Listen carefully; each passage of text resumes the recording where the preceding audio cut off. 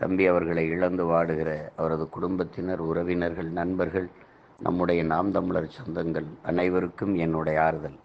அன்பு தம்பி வாசுதேவன் அவர்களுக்கு என்னுடைய கண்ணீர் வணக்கம். எனது ஆரோக்கிய தம்பி வாசுதேவன் அவர்களின் படத்தரப்பு விழாவிற்கு வருகை தந்து சிறப்பித்துக் கொண்டிருக்கும் என் தாய் தமிழ் உறவுகளுக்கும் மேலான பொறுப்பாளர்களுக்கும் வாசுவின் குடும்பத்தின் சார்பாக வருகையையும் வணக்கத்தையும் தெரிவித்துக் கொள்கிறேன்.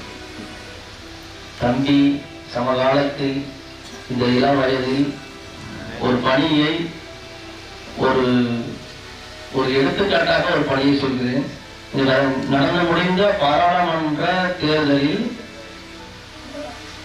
களப்பணித்து, அதாவது தேர்தல் பணிக்குழு அரசாங்கத்தோட தேர்தல் அலுவல் பணி, அது இல்லாம காவலர் மற்றும் ஆர்டிஓட அனுமதி சம்பந்தமான டாக்குமெண்டேஷன் ஒர்க், இதை முழுமையா தம்பி தனி ஒரு நபரா அதை செய்து முடிச்சான் அப்படின்னா தம்பி ஆர்டிஓ ஆபீஸுக்கு போறான். தம்பி ஒரு பள்ளி சிறுவன் கூட போய் நிற்கிறான்.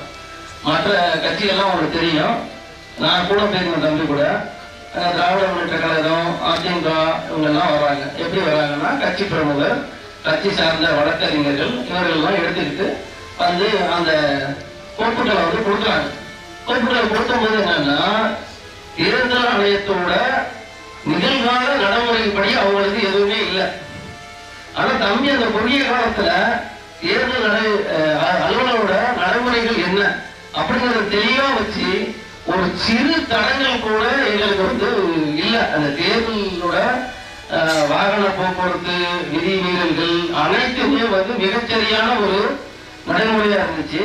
அப்ப அதை பார்க்கும்போது பார்த்தீங்கன்னா, ஆளுங்கட்சி எதிர்கட்சி எல்லாரும் தம்பிகிட்ட ஒரு வழக்கறிஞர், ஒரு மூத்த அரசியல்வாதிகள் அந்த கோப்பு சம்பந்தமான உள்ள ஆலோசனைகளை தம்பிகிட்ட கேட்கிறாங்க. உள்ளார போயிட்டு அவங்க கோப்பு திரும்ப வருது.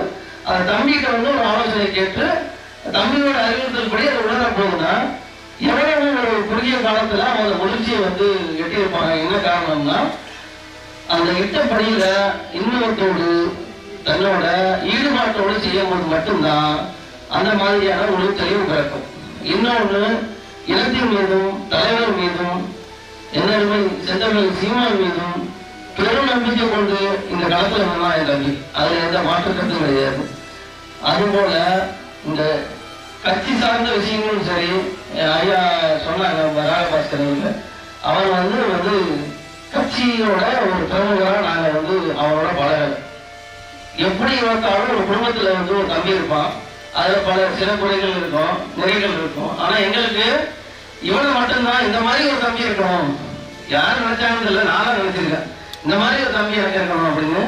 அந்த லெவலுக்கு எல்லாரோடையும் அன்பையும் பாசத்தையும் வேலையில் உள்ள செய்தியத்தையும் ரொம்ப சிறப்பா கடந்த ரெண்டு ஆண்டு காலமா ரொம்ப குறுகிய காலத்துல எல்லாருடைய நற்பெயரையும் பாராட்டுகளையும், இன்னும் சொல்ல போனீங்க, இந்த மன்னார்குடி சட்டமன்ற தொகுதியில இன்னைக்கு அண்ணனோட நேரடியா அங்கீகரிக்கப்பட்ட ஒரு பொறுப்பாளரா செயல்பட்டு இருக்க தம்பி அவர் ஒரு ஆள் தான். அந்த லெவலுக்கு ஒரு அங்கீகரிக்கிறதுக்கு பரிந்துரை குழு ஐயா யாருமே மாற்றுக்கிறதே இல்லாம தம்பி தான் அப்படின்னு சொல்லிட்டாங்க. இன்னொன்று, இந்த தேர்தல் காலத்துல ஐயாவோட பணி செய்யறது ரொம்ப சிரமமான ஒரு விஷயம். அதை தம்பி ஒரு சின்ன முகத்துல ஒரு சின்ன ஒரு சுணக்கம் கூட இல்லாம செய்வோம். ஐயா சொல்லுவாங்க, இன்னைக்கு போனூர்ல மாலை ஒரு கூட்டம் தம்பி, அதுக்கு அனுமதி எல்லாம் வாங்கிடுறோம். சரியா 12 மணிக்கு ஐயா போன் பண்ணி சொல்லுவாங்க, போனூர் அடுத்து ராயபுரத்துலயும் 12 தம்பி 4 மணிக்கெல்லாம் அலுவலகத்துல அனுமதி வாங்கிருங்க. சரி சரியா அப்படிமா. ஆனா பாத்தீங்கன்னா அந்த 6 மணிக்குள்ள அது சரியா செய்வோம். அதான் வட்டாட்சியர் கேட்கறாங்க, எப்படி தம்பி இந்த குறுகிய வயசுல இதை செய்யறீங்க? அவங்க கட்சியில இதுக்கான பயிற்சி கொடுக்குறாங்களா, சட்ட ஆலோசனைகளுக்கு கொடுப்பாங்களா? அந்த லெவலுக்கு நேரடியா கேட்கிறாரு. மாற்று கட்சிக்காரங்களை வச்சுக்கிட்டு தம்பியை வச்சுக்கிட்டு வட்டாட்சியர் கேட்கிறாரு, உங்களுக்கு எப்படி இந்த விஷயங்கள்லாம் மிக சரியா செய்யறீங்க? அது செயற்கத்துல இருந்தாலும் சரி, இல்ல மேனுவலா கோப்புகளா கொண்டு கொடுக்கும் போதும் சரி, தம்பியோட வேலைகள் தடங்களே இருக்காது. தம்பி வழக்கறிஞரோ இல்ல ஒரு மூத்த அரசியல்வாதியோ கிடையாது. ரொம்ப குறுகிய காலத்துல அந்த பணியோட ஈடுபாட்டோட எல்லாரோட நம்பிக்கைக்குரியவனா அவன் பழகிட்டான். அந்த இழப்பு ஈடு செய்ய முடியாத இழப்பு தான் எங்களுக்கு. தம்பிய என்றென்றும் நாங்கள் மறக்காம எங்களோட நினைவில் கொண்டு அவரோட கனவையும் நாங்கள் சேர்த்து சுமப்போம்.